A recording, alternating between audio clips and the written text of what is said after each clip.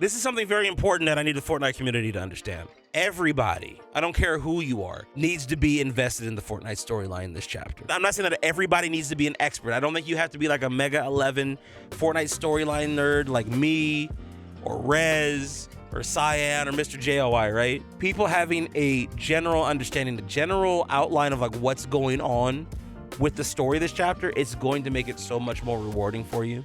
And it's gonna make the experience so much better for you. The thing that a lot of people don't realize is that this has always been the case throughout all of Fortnite's history. Like, the better the storyline is, the better the game is typically. One of the reasons why I'm having this conversation with you guys is I was out to eat with one of my friends recently, my boy Terrence. We were sitting there talking about the OG days, and I asked him straight, I'm like, bro, were you into the Fortnite storyline back in the day? Like, you were kind of into it, right? He's like, hell yeah, I was into that shit. He's like, bro, he's like, when we used to play, he's like, the meteor. He's like, I remember us theorizing about like the volcano and everything, the monster and the mech thing. He's like, bro, I watched all this. He's like, yeah, I wasn't into it like as much as you are now, but yeah, he's like, I loved following that stuff. He's like, I used to watch videos on it and everything. People don't understand that, like, in the early days, the OG days of Fortnite, like going all the way back to chapter 1, all of us were sitting down there talking about like what was gonna happen, man. Like, it was always been important. Not storyline takes away from gameplay. Chief Genius 1, I'm so happy you said that because you are so wrong, brother. I'm gonna prove it to you. That's enough applause for you. You only get half applause because you're disagreeing with me. Chat, let me do this right now. Everybody in chat, YouTube, Twitch, TikTok, I want y'all to do something for me real quick. What is your favorite era of Fortnite? Give me 1 or 2 seasons, your absolute favorite time to play. Let's see, Chapter 2, Season 7, Chapter 4, Season 4, through Chapter 5, Season 1, Chapter 3, Seasons 1 and 2, Chapter 1, Season 7, Chapter 2, Season 2 through Chapter 3, Season 2. So listen, I just want to point out something. I don't want to make this necessarily a confirmation bias per se, but I do find it interesting that but for 99% of the seasons that I'm seeing mentioned, the Fortnite storyline, it was an integral part of the game or the experience for the game. You know what? I'll even say this. Someone said Chapter 5, Season 1, which is one of the times it's like, see, Clark, the storyline wasn't that big back then. However, you're right, the storyline wasn't as important, but one of the things that made that season more intriguing for most people was when we had the giant hand with the Pandora's box coming out of it. That's when we were like, oh, crap, the storyline's kind of back.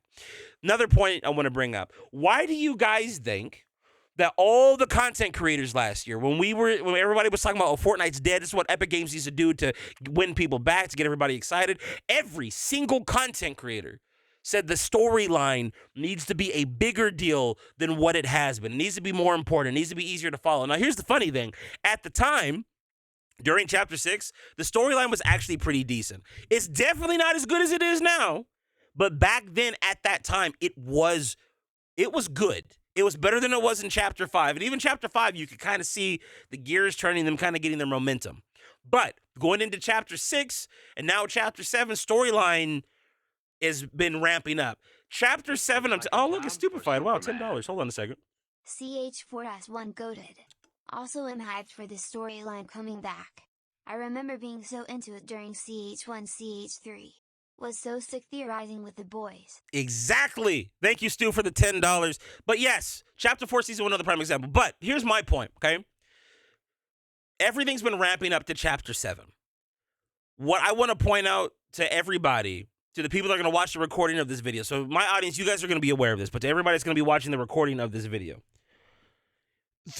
what's important to understand is that right now, in Fortnite Chapter 7, Season 1, this is the best that the Fortnite storyline has been in 4 years, okay?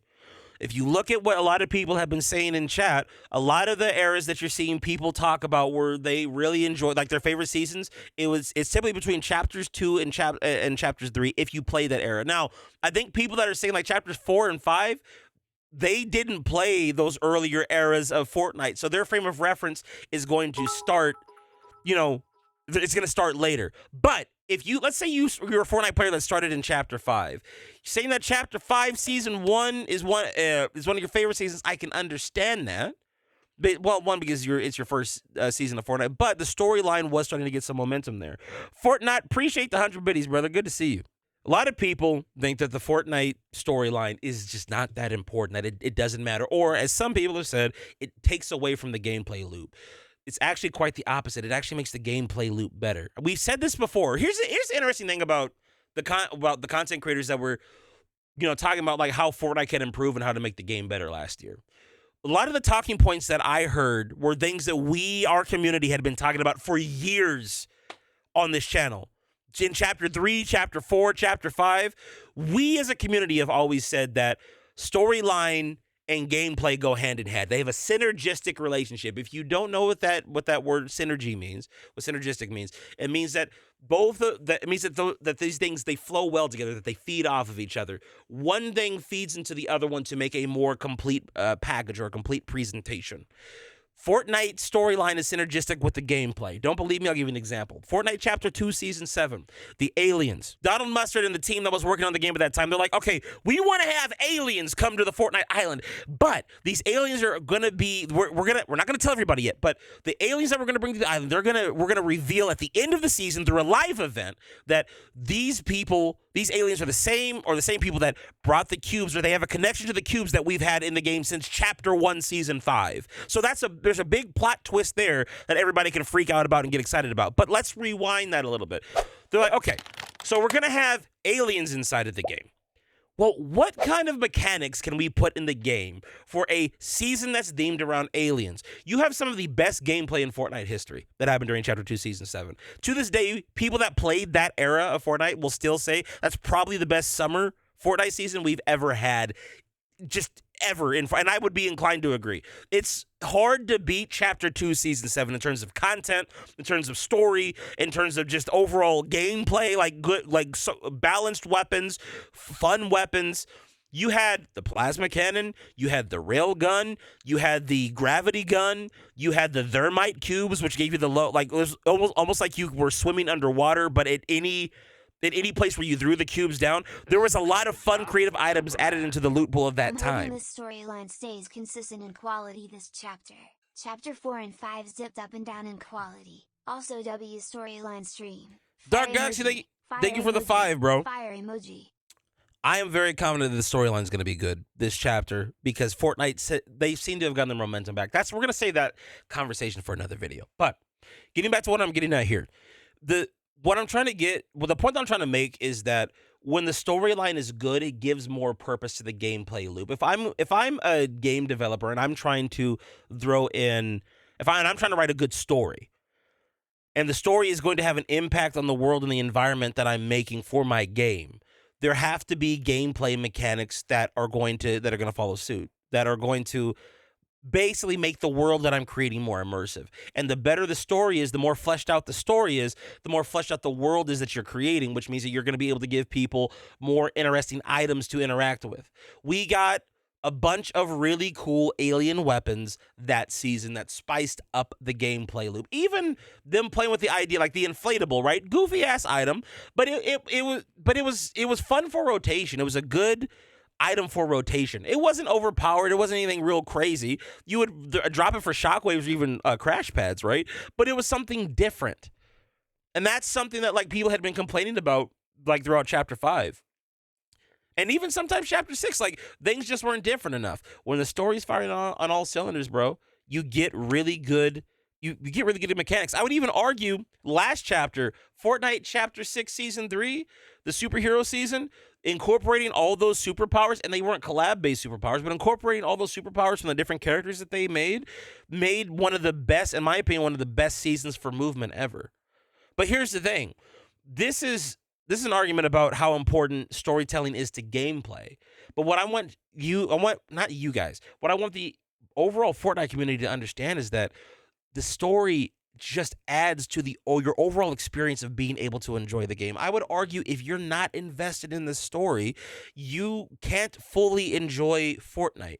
And once again, I'm not asking everybody to sit down here and think about the logistics of okay, so how could there be multiple different versions of the 7 if the 7 were formed because of a battle for the 0 point and there can only be one 0 point, right? I don't expect you guys to understand all of that, but some of the core basics, who are the Imagined Order? Who are the Last Reality? And who are the 7? Why are they so important? Why do they matter to the story? You should be coming into live streams like these or coming down to videos. And look, if enough normies, I guess, want me to do a live stream where I explain the basics of the Fortnite storyline, I'd be more than happy to do like a Fortnite storyline live stream where we can kind of go over the basics for people that just don't understand this stuff, because you're talking about 8 years worth of lore and 8 years worth of history. And the thing is, you don't have to understand all of it. You can kind of learn as you go, which is what I did in chapter 2.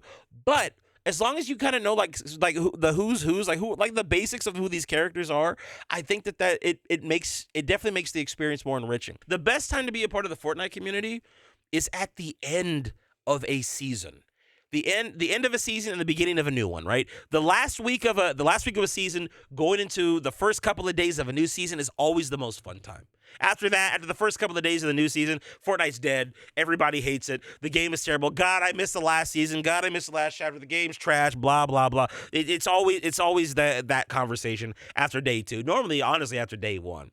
And if it's wrecked, it's within the first hour. Anyway, when you understand the story, it gives you something to look forward to at the end of every season. Because now, with Fortnite being ramped up to the way that it is, we get all these really cool live events now. Well, I'll give you another example. For the people that were here at this time, I want your guys' perspective on this. The most hyped time to be a part of the Fortnite community, right before a new season drop, was Fortnite Chapter 3, Season 3. I'm not talking about the season itself, because vibing is kind of controversial, even though I think it was a fun season. Vibing going into Paradise. So we're going from the summer season to the Chrome season.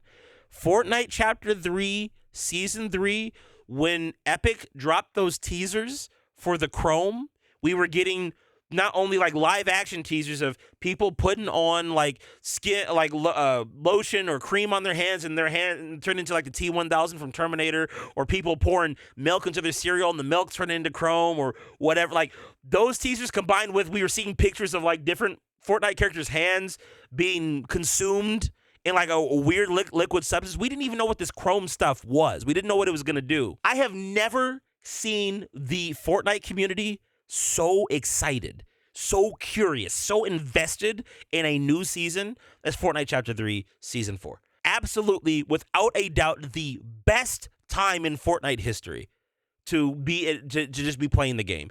Even people that weren't like hardcore storyline fans, they were like, what the hell is going on? Because it was so crazy. There was so much happening.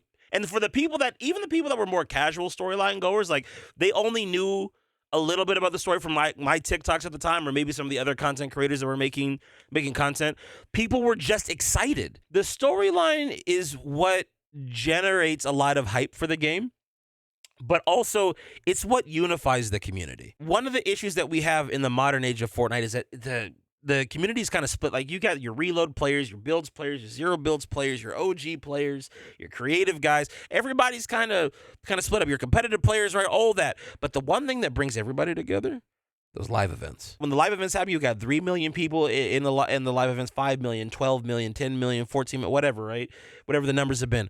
But the point is, like, people get so invested. Part of the reason why it's so much fun is people aren't so worried about like how terrible the game is or the mistakes that Epic's made throughout the season or whatever. Everyone's just focused on like, okay, how like we're gonna have a lot of fun. And then the other thing, too, is like if you do end up getting more invested, you can come to live streams like this and come hang out with people and talk and give your perspective and give your opinion. But I'm going to die. I will die in this hill, bro. You will never be able to convince me that telling a good story, that having a fantastic storyline that gets people invested is a net negative for your game. If I haven't sold you on it yet, just loosely follow the storyline over the next season and see how much more exciting the game becomes for you. I'm telling you, storyline will always make Fortnite better.